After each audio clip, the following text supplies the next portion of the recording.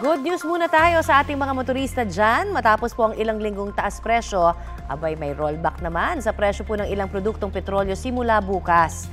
Base po yan sa mga anunsyo ng ilang oil companies, 70 centavos ang tapya sa kada litro ng diesel, 50 centavos naman para sa gasolina, may 85 centavos din po na bawas sa kada litro ng kerosene sa ilang kumpanya.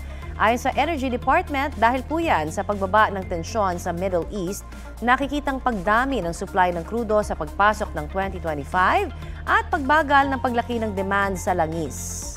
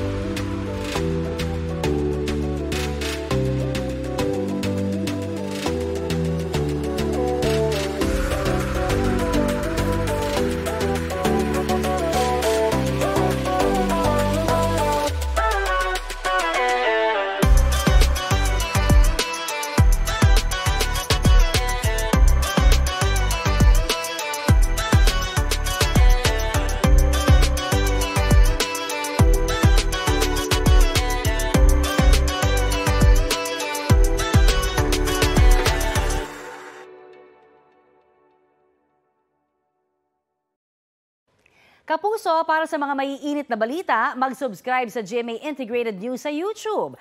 Sa mga kapuso naman abroad, subaybayan nyo kami sa GMA Pinoy TV at sa www.gmanews.tv.